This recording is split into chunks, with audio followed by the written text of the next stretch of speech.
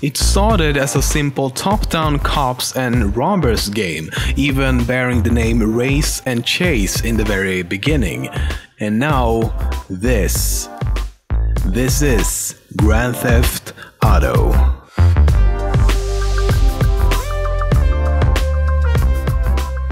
The setting of GTA 4 was originally supposed to be Liberty State instead of just Liberty City. It would have included countryside with mountains and forests surrounding the city, much like the setting of GTA 5. But because of time limitations, they choose to focus development on only the city instead. The now iconic font used in almost all of Grand Theft Auto titles named Price Down is actually the same font used in the popular game show The Price is Right.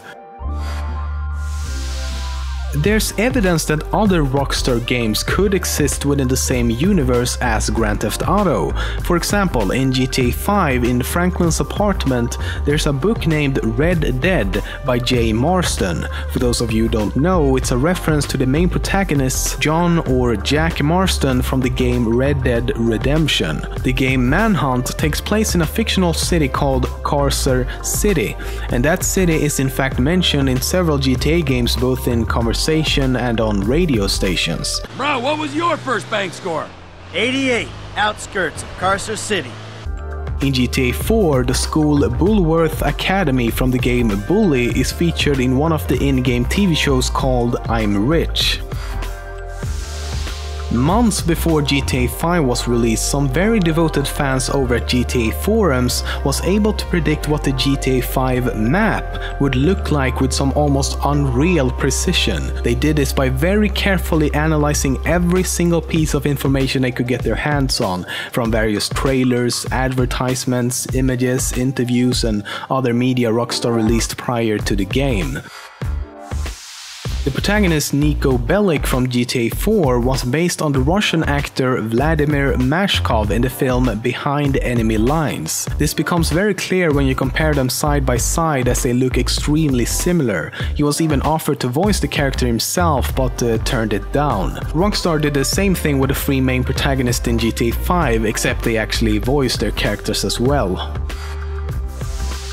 In the GTA 4 mission 3-Leaf Clover, it's possible to actually kill the main protagonist of the Ballad of Gay Tony. He's featured in one of the cutscenes as well as lying on the floor with the other hostages during the mission. However, killing him won't have any effect on the story. In GTA 5, Rockstar actually hired real-life criminals to voice various criminals within the game, just to make it feel more realistic.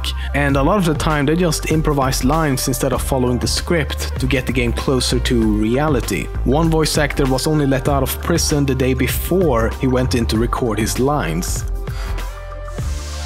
Back in 1999, with the release of GTA 2, Rockstar, or as they were called back then, DMA Design, also made a short film for the game.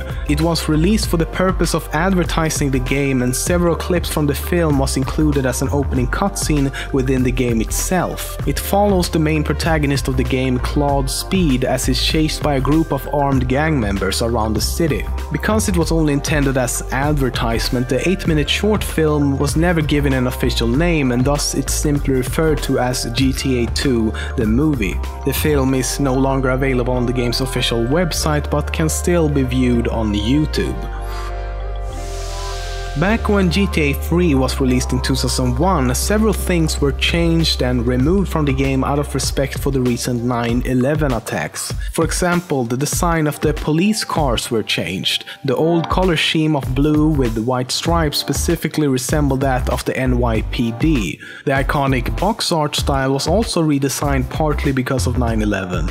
The original cover art, which was released as the cover of the game in Europe, was changed in the last minute for the North American American release. A character named Darkel was removed as well, but can still be found in the credits as well as in the game files. There was also one mission which would have featured a flyable plane missing most of its wingspan. The mission was removed, but the airplane can still be found in the game and is actually still flyable, but it's extremely hard to control.